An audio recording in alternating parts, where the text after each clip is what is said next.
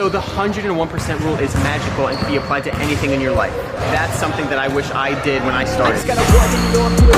Don't stop, never stop, always on attack. Locked in the path, never getting off track. Remember where I'm at, and I got plans. Price is right, I never change, bruh. Don't get it, jump right, and that's every day, that's dunk life.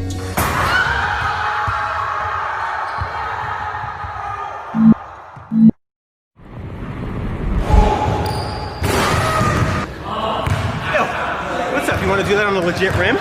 Because I do. Yo, today I'm going to talk to you about the 3 simple steps you need to dunk. You think it's going to be easy though? Simple formula, hard work. Strength, speed, and 101% rule. So, out of the 2 pillars, there's strength and speed. Strength, very simple as well, but you have to get to know how to create muscle damage and muscle growth. It's just simple physics. The size of a muscle only has a certain amount of force it can produce, and at some point you're gonna have to grow size. So a book that I read that really helped me understand the way muscles work and how they grow is The World's Fittest Book by Ross Edgley. It really talked about muscle damage versus muscle growth. That book outlines the sets and reps needed to cause muscle damage or muscle growth, which is perfect for me to understand how muscles actually work. So yes, it's easy to build size and build strength, but you want to create the right stimulus. And to be a dunker, you need to be lean, but you need to be super strong, especially as a short dunker. If you're like me, early on in my dunk career, I'm like, I don't need strength, I just need to jump. At least that's what I thought. But just simple physics will tell you that you can only produce so much force. Jumping is just speed plus strength.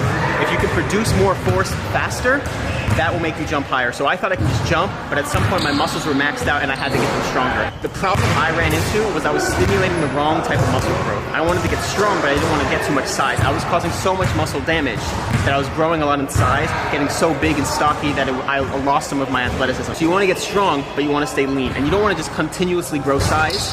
You want to just get strong and pack that muscle in with as much strength as you can to be efficient. The efficiency of your muscles we'll touch on when I talk about the speed portion of the formula. But at some point when you're strong enough, you need to create more size of your muscles so they can produce more force. Because if a muscle is this small, it can only produce so much force. You need to grow it so it has more surface area to literally have more ability to have more strength and produce more force. The main exercises are obviously squats and deadlifts, but you really want to focus on your technique. The mistake that I made when I started getting stronger was I was not mobile, I was not flexible, and I caused a lot of imbalances in my body, and now I'm having to uncarve those patterns and relearn how to lift. So start with the foundation, start with the range of motion, start with the full mobility, and then build a solid foundation of strength. So the main exercises I like are squats, deadlifts, and you just gotta think about every part of your body.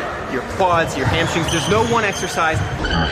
You just wanna be strong and you wanna be balanced. So it also depends on what type of jumper you are, but strength in everything. That's the best thing I can do. The big compound lifts are great. Quads, hamstrings, the whole posterior chain when you jump. When you go jump and you jump a ton, you'll feel the soreness and all those places need to get stronger. But squats, deadlifts, and core are huge.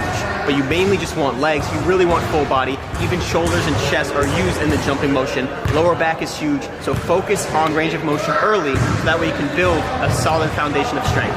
So once you're strong, you need to get faster. How do you get faster? You literally just jump, do sprints, do plyometrics. Plyometrics are probably the greatest exercise to get speed, but also just jumping, sprints, anything like that. Anything that's sport specific is a great way to add speed. My favorite exercises for speed are sprints, just jumping to dunk, and I really like depth jumps because you come from a different height and you have to work up to it. But the key with strength and speed is when you're training these things and you're jumping at the same time, that's a lot of load for your tendons. So you have to think long term and go super gradual with it because you need to build strength in those tendons so they can absorb this impact, because jumping is extreme impact, even more than just lifting weights. So far it's pretty simple. It's just strength and speed, but the key is staying healthy and having a good balance so you can constantly make progress. If you get too strong and lose all your speed, by the time you're able to use that strength in your speed, you lost the strength. So you have to have the right balance, think long term, and go super gradually. Now, onto my favorite rule, the 101% rule. What does that mean? When you're trying to jump, the best analogy I can give is a distance runner. If they're trying to run to 10 miles, they don't just start with 1 mile and then go to 10. They have to work up to a mile, mile and a half, 2 miles. But they don't just train in the gym, eat right, all those different supplemental things that are necessary for them to run distance. They have to physically run a further distance. And the same thing is true for jumping. And sometimes for me, I used to throw lobs, I still do it, and I go get it. And that is a rule I can't stress enough, is crucial to your jumping ability. You see a lot of people that dunk, and that's where they stop because they got their dunk and they're not pushing themselves. You have to push yourself to jump higher. My best advice on my very first video I ever made, my first vlog, is touch something just out of your reach, and that's always true. Once you build strength, Once you build speed and now you're trying to jump higher, set a goal that's just half an inch out of your reach and go for that. And you have to push yourself to jump for that. And that's the 101% rule. Now here's the magic of the 101% rule that I made up myself. So the 101% rule is magical and can be applied to anything in your life. Your body, your mind, everything's a muscle and everything adapts to stimulus. It's about finding the right stimulus to get your body to adapt properly. Whether it's strength, whether it's speed, whether it's your mindset, everything's a muscle. Push yourself just 1% more and find the right stimulus to get yourself to achieve the next level. Let's go! Does that make sense? I hope so. Anyway, I hope you enjoyed this thing. It's kind of like an idea I had, and this is kind of what I like to do for YouTube, so I hope it's kind of fun to watch. Oh, that was good. I made it myself. It's totally off the cuff. To adapt properly. Push yourself to that next level and dunk and do anything. Damn, that was pretty good. Alright, well, if you enjoyed this one, I got a lot more of that came from 2020, baby. I got that vision, but...